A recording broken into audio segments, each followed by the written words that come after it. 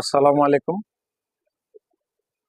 দুটি কথা অনুষ্ঠানে সবাইকে জানাই স্বাগত। ডক্টর মোহাম্মদ ইউনূস বর্তমান অন্তর্বর্তীকালীন সরকারের প্রধান উপদেষ্টা হিসেবে দায়িত্ব পালন করছেন। আগস্টের ৮ তারিখে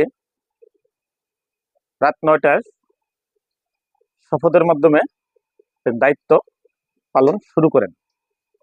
ইতিমধ্যে একটা শ্রেণী তার বিরুদ্ধে একটা নেতিবাচক সমালোচনা শুরু করেছেন। সেই বিষয়ে দুটি কথা বলার বিশেষ প্রয়োজন অনুভব করছি। বলা হয়েছে যে তিনি সুদখোর। গ্রামীণ ব্যাংকের মাধ্যমে তিনি সুদের ব্যবসা প্রতিষ্ঠিত করেছেন। একথা সত্য, তিনি গ্রামীণ ব্যাংক প্রতিষ্ঠা করেছেন। এতে বাংলাদেশের লক্ষ লক্ষ দরিদ্র মানুষ, ভূমিহীন মানুষ তার ব্যাংক থেকে লোন নিয়েছে এবং লোনের মাধ্যমে ব্যবসা করে ভ্যান, অটো, মোবাইল ফোন ইত্যাদি কিনে স্বাবলম্বী হয়েছেন, যা অত্যন্ত গুরুত্বপূর্ণ। কারণ তার গ্রামীণ ব্যাংকের মাধ্যমে বাংলাদেশের লক্ষ লক্ষ যুবক কর্মসংস্থান খুঁজে পেয়েছে, তারা স্বাবলম্বী হয়েছে। তিনি সারা বিশ্বের মাঝখানে তার গ্রামীণ ব্যাংকের কার্যক্রম ছড়িয়ে দিয়েছেন এবং মাইক্রো ক্রেডিট ব্যবসায় তিনি সুনাম অর্জন করেছেন। বর্তমানে সামাজিক ব্যবসাকে সারা বিশ্বে ছড়িয়ে দিয়েছেন। একই সাথে ২০২৪ সালের বিশ্ব অলিম্পিকে তাকে বিশেষভাবে প্রধান অতিথি করা হয় এবং সামাজিক ব্যবসাকে সেই অলিম্পিক গেমসের আইকন হিসেবে ব্যবহার করা হয়। বাংলাদেশের কিছু সংখ্যক আলেম, সাধারণ জনগণ সোশ্যাল মিডিয়ায় বিভিন্ন আলোচনা অনুষ্ঠানে তাকে সুদখোর হিসেবে গালি দিচ্ছে। এটা অস্বীকার করার কোনো সুযোগ নাই যে গ্রামীণ ব্যাংকে লেনদেনে কিছুটা মুনাফা তারা গ্রহণ করে এবং ব্যাংকিং সিস্টেমে এটাই স্বাভাবিক। কিন্তু প্রশ্ন হলো, বাংলাদেশে কি শুধু গ্রামীণ ব্যাংকেই সুদের কারবার করে, না অন্যান্য ব্যাংকও সুদের কারবার করে? যেমন সোনালী, রূপালী, অগ্রণী, জনতা, কৃষি ব্যাংক, যা সরকার দ্বারা পরিচালিত হয়। এছাড়া রয়েছে বেসরকারি কিছু ব্যাংক, যাদের নাম আমরা অনেকেই জানি, আবার অনেকেই জানি না। যেমন city bank, Jamuna bank, mercantile bank, Dutch Bangla bank, EXIM bank, NCC bank, IFC bank, Al Baraka bank সহ আরো অনেক ব্যাংক আছে। এই সকল ব্যাংকের মালিক কি ডক্টর ইউনূস? অবশ্যই না। প্রত্যেক ব্যাংকেরই আলাদা আলাদা মালিক আছে। এই সকল ব্যাংক গরিবদেরকে কোনো লোন দেয় না, তারা সবসময় ধনী শিল্পপতিদের, সরকারি চাকরিজীবীদের লোন দেয়। এবং প্রশ্ন হলো, এই সকল ব্যাংক কি বিনা সুদে লোন দেয়? আমরা অনেকেই জানি যে অবশ্যই না, তারা কখনো বিনা সুদে লোন দেয় না। তাহলে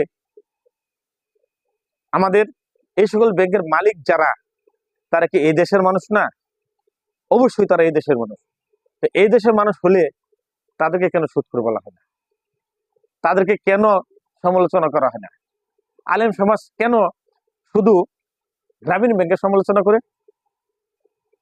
তাহলে কি এখানে কোনো দুরভিসন্ধি আছে, নাকি ঈর্ষাকাতর হয়ে তারা এই সকল আলোচনা করে? কারণ ডক্টর ইউনূস অন্যান্য ব্যাংক মালিকের চেয়ে বিশেষভাবে পরিচিত সারা বিশ্বে, এবং ডক্টর ইউনূসের ব্যাংক থেকে দরিদ্র মানুষ লোন পায়, কিন্তু দরিদ্ররা ওই সকল বাণিজ্যিক ব্যাংক থেকে লোন পায় না। ডক্টর ইউনূসের গ্রামীণ ব্যাংকের মাধ্যমে গ্রামের যে মহাজন ছিল, যারা অতিরিক্ত লাভে দরিদ্র জনগোষ্ঠীকে টাকা দিত, তাদের টাকার লেনদেনের পরিমাণ কমে গেছে।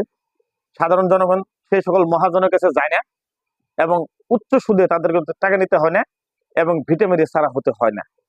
ডক্টর ইউনূস সেই ব্যবস্থা করে দিয়েছেন। এটিকে তার অপরাধ? যদি এটা অপরাধ হয়ে থাকে তাহলে তো সমালোচনা করাই যায়। কিন্তু ডক্টর ইউনূসের নামে কি এমন কোন রেকর্ড আছে যে কোনো ব্যাংক থেকে হাজার হাজার কোটি টাকা আত্মসাৎ করেছেন, পাচার করেছেন? অবশ্যই না। কিন্তু আমাদের দেশের জনগণ সুদখোর হিসেবে শুধু ডক্টর ইউনূসকে চিনে, কিন্তু আদৌ কি তিনি সুদের টাকা ব্যক্তিগত কাজে ব্যবহার করেন? তার তো গ্রামীণ ব্যাংক ছাড়াও অনেক আয়ের উৎস আছে। তিনি একটা বক্তব্য দিলে অনেক ডলার পেয়ে থাকেন। বিভিন্ন দেশে তিনি ভ্রমণে যান, বিশ্ববিদ্যালয়ে বক্তব্য দেন, সামাজিক ব্যবসা করেন, অনেক কিছু। বিশ্বের বিভিন্ন দেশে তাকে সেই রাষ্ট্রের সর্বোচ্চ পদক দিয়েছেন, সম্মানসূচক ডিগ্রি দিয়েছেন। অনেক দেশ তাকে নাগরিকত্বের প্রস্তাব দেয়, কিন্তু তিনি যান না। বাংলাদেশে তার জন্ম, তিনি বাংলাদেশের একজন আদর্শ নাগরিক। জেল খাটলেও তিনি বাংলাদেশে থাকতে চেয়েছেন, তিনি দেশ ত্যাগ করেন নাই। তাকে অনেকে অনেক ধরনের সমালোচনা করে, নাম উল্লেখ করে, কিন্তু কখনোই তাকে অন্য সমালোচনা করতে শোনা যায় না। সেইভাবে আজকে তিনি দেশ পরিচালনার দায়িত্বে আসছেন। বাংলার তরুণ সমাজ, ছাত্র সমাজ তাকে নিয়ে আসছে সে সুদূর প্যারিস থেকে, এবং তিনি ছাত্রদের অনুরোধে রাজি হয়েছেন এবং বলেছেন ছাত্ররা দেশকে মুক্ত করলো, অনেক রক্ত দিল, সংগ্রাম করলো, তারা এতটুকু করতে পারলো, আর তাদের প্রস্তাবে আমি সামান্য কাজটুকু করতে পারবো না, সেটা হতে পারে না। তিনি সকল বাধা বিপত্তিকে অতিক্রম করে চলে এসেছেন এবং দায়িত্ব গ্রহণ করেছেন। তার বয়স 84 বছর, চুল পেকে গেছে, কিন্তু তার কার্যক্রম দেখলে মনে হয় তিনি একজন টকবগে যুবক। সারা বিশ্ব চষে বেড়াচ্ছেন, কথা বলছেন, পরামর্শ দিচ্ছেন, অনুষ্ঠানে যাচ্ছেন, বক্তব্য দিচ্ছেন ইত্যাদি। তার মাঝখানে কোনো ক্লান্তি, অবসাদ দেখা যায় না। তিনি বাংলাদেশের জনগণের এবং বাংলাদেশের প্রতিনিধিত্ব করেন সারা বিশ্বে। ডক্টর ইউনূসের নামে বাংলাদেশকে অনেক বিশ্ব চিনে থাকে। সেই ডক্টর মোহাম্মদ ইউনূসকে আজ বাংলার জনগণ রাষ্ট্রের নায়ক হিসেবে পেয়েছে। অধিকাংশ মানুষই খুশি, কতিপয় লোক ছাড়া। এখন তারা কেন যে খুশি হতে পারে না, তার আসলে সঠিক কোনো ব্যাখ্যা পাওয়া যায় না। সুদ ব্যবস্থা খারাপ, ধর্মীয়ভাবে নিষিদ্ধ, কিন্তু আলেম সমাজ কি এই সুদ ব্যবসার বিপরীতে, ব্যাংকিং ব্যবসার বিপরীতে তারা কোনো অর্থনৈতিক ব্যবস্থা আদৌ তৈরি করেছেন যে আমরা এই সকল ব্যবস্থা করেছি, কাজে আমরা Sonali bank, Rupali bank, Grameen bank, AB bank, Dutch Bangla bank, prime bank, EXIM bank সহ অন্যান্য ব্যাংক থেকে সরে আসি? বলা হয়ে থাকে ইসলামী ব্যাংক খুব ভালো, শরিয়া ভিত্তিক ব্যাংক, কিন্তু ইসলামী ব্যাংক কি বিনা সুদে বিনা লাভে কাজ করে থাকে? যদি বিনা লাভে কাজ করে থাকে তাহলে সেটা কিভাবে চলে, সেটা প্রশ্ন। তারা কি ব্যাংকের মাঝখানে কোনো পণ্য বিক্রি করে? কোনো ব্যবহারযোগ্য পণ্য ব্যাংকের ভিতরে থাকে? তারা বিক্রেতা, ক্রেতারা যেখানে নিয়ে আসে? অবশ্যই না।